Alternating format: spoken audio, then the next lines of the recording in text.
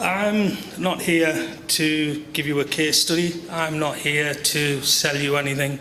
I'm not here to say to you how to do this or how to do that. I'm here to share my experiences and some of the learnings that I've had within industry, and especially around lean.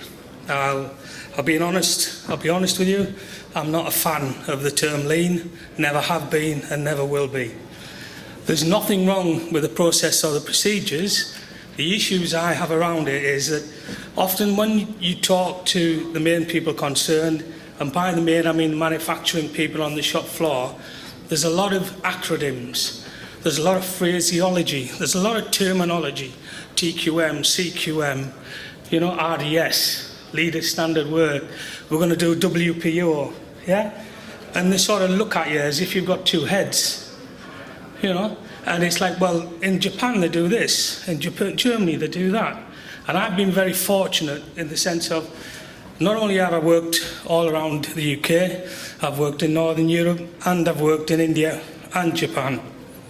And everywhere I've been, even across the UK, if I'm working in London, the phraseology and the terminology I use in London is totally different to what I would use, so say, example, the people in Scotland, Glasgow. Yeah? And that to me is the fundamentals. How would you make it so that people buy into the process? How do you make it so that it's relevant to those on the shop floor? How do we make it so it changes culture and behaviour? And that is the fundamentals. You can have all the metrics you want. You can have all the terminology you want to use. You can bring in as many measures as you wish for. But if people don't believe it, they won't buy into it. And that has got to be across the whole of the business. And in my experience, it's often pointed down from the top to the shop floor that actually it's those guys and girls down there that need to deliver it. It's got nothing to do with us at the top end of the supply chain. The way we purchase stuff, the way the logistics work, whatever the costs are, what sales, marketing we do. I've heard the term, well, my job's to buy it, it's your job to get it to work. I've just saved £1 million on procurement. Yeah, but it's just cost me £2 million to run the rubbish that you just bought. And these are the things, it's how do you bring in the whole of the supply chain to the outer thing. And the other part of it is that it's people on the shop floor I found are very receptive to it. They accept because they can see it, they can touch it, they can feel it. Yes, they can see the benefits are there. However, what annoys them is when people come down and they aren't doing the same as what they're doing. They aren't told that they have to keep everything in order. They aren't told that they have to have a standardised process. There is no comeback when they put a figure in the wrong place or the date is wrong. There is no comeback. But on the shop floor, it seems to be something where we give them a good battering for. Yeah? And I can see people smiling, and it is the case. Yeah? It doesn't matter, so what? You should have picked it up. You were the last line of defence. Excuse me, I've got a whole team in front of me. So what you're saying is, as long as they get it wrong, as long as I stop it, it's all my problem. And that's how it's perceived. So I think when we're talking about delivering lean, when we're talking about delivering TPM, TQM, whatever you want to call it, I think there has to be a fundamental shift within organisations. And I think the organisation has to be driven from the top. Because if the CEO doesn't believe it, then the rest aren't going to believe it. If they see it as a fad on the shop floor, well, that's what it is. And the other part of it is, it's not an initiative. You'll see people come in and say, we're going to start this project, we're going to start this initiative. Well, projects and initiatives have a start and an end. CI doesn't. It has a start, it has somewhere where you might pick it up and begin with it, but it does not have an end. So by its very definition, there should never be an end. It should be an ongoing process. We get to a level of maturity, a level of expertise, where actually we now need something else. We now need to have more of this, less of that. We've got rid of the big problems. And the other part of it is that I don't need to be told that I need workplace organisation if I've got product falling all over the floor and my machine keeps breaking down every 5 minutes. So that's the other element of it. Now, in my experience, I've often found it that organisations will try and give it a nice name. You know, we want to brand this. We want to put this brand up there. Nothing wrong with that, as long as it fits into the ethos of the existing organisation. If you start branding it outside of whatever your vision and mission statement is, and there's no cohesion as to what you've already agreed as the way forward, then it doesn't work. And people have often said to me, well, so how would you approach it? Well, my approach has always been, let's go and talk to the people concerned. Let's first of all understand what their problems are.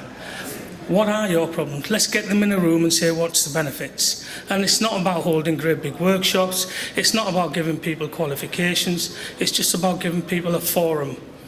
And that forum needs to be managed well. And the most important people for me in that, and it was alluded to in the last presentation, are the first line managers. They are the meat in the sandwich. Whether you like it or not, those are the guys and girls that get the most grief, because they get a kicking from the bottom and they get a kicking from the top. They're in a no-win situation. And often those are the people that we forget. We will go in, we will implement all these improvements, but what we will not do is put that support in place to enable those people to carry it forward. We will expect them to pick it up on a daily basis. In the last, not the last presentation, the presentation before, they were talking about training and the fact that training has now, oh yeah, it was biz, wasn't it? They were talking about training. That's the other element of it. Yeah, we'll pick it up as we go along. And often, I've seen organisations use the so-called lean methodology to circumvent training. Yeah, they'll pick it up as they go along. We'll put in SOPs. Part of the process will be to do that. It requires time and effort.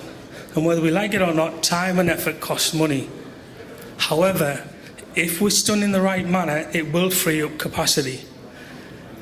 We have the same, everywhere I've been, I've heard it and they say, you know something, we're capacity constrained. I've never heard anybody tell me that the capability constrained. It's always capacity. We can't produce enough of what we want. Never, well, you know what it is, actually, we haven't spent enough time or money on getting our ops up to the right level, or giving them the right tools or the techniques, or giving them the enablers to do it. It's always capacity. And I think lean has a part to play. I think it has a huge part to play, but the most important part for me is the fact that people understand that it is not the magic bullet. It needs to be started at the bottom. Yes, I agree. You look at the biggest areas, and if you're a manufacturing unit, yes, you would start in manufacturing, because that's where the biggest wins are. But it should also be carrying on in the whole of the supply chain. Are people in sales looking at it? Are people in marketing looking at it? Are people in procurement? What about HR? How does their recruitment process work? You know, are they just recruiting for the sake of recruiting, or are they looking for the right level of person for the organisation as it matures? And this is what I find very, very strange, not only within the UK, but it also happens across other organisations as well. And we often look to the Japanese and say, they did it, but we're not Japanese. We are what we are. We have a terminology. We have a conscious. We're the type of people that, if we're told to put left foot forward, we'll put right forward just to see what happens if we put our right foot forward rather than our left. You have to convince people. We question everything that is done, and I firmly believe that nobody comes to work to do a bad job. Everybody comes to work to do a good job. But often what we do is we bombard them with metrics. And that, to me, is one of the worst things you can do. Yes, you require metrics. Yes, you can build it into your standard KPIs that you've already got there. But to put it apart from what you do on your normal day-to-day business, I think that's where lean in a lot of organisations fails. And I believe, on the top of that, as I say, there needs to be a part played with senior managers. And I've seen it whereby it is driven within the middle managers or their manager as well. One of the organisations I worked for where it worked really well was an organisation called United Biscuits. I think McVitie's to the wider world, no doubt you've heard of him. When I was there, it was driven by a guy called Benoit Testard. Now, this was a guy who, God bless him, who has passed away since then, but this was a guy who had a passion for it. This was a guy who mixed with the so-called normal people on the shop floor. This was a guy who sold it from the top. And because he believed in it, all his team had to live it and breathe it. And when they lived and breathed it, that's when it really succeeded.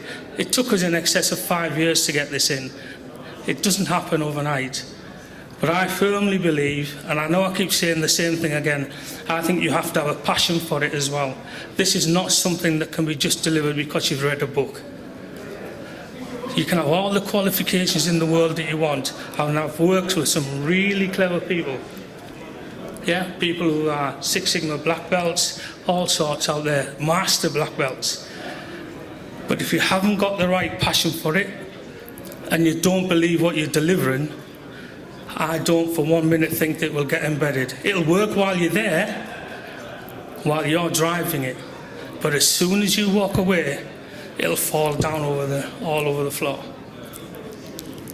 So, in conclusion, yeah, you'll be happy to hear, that's towards the end of it.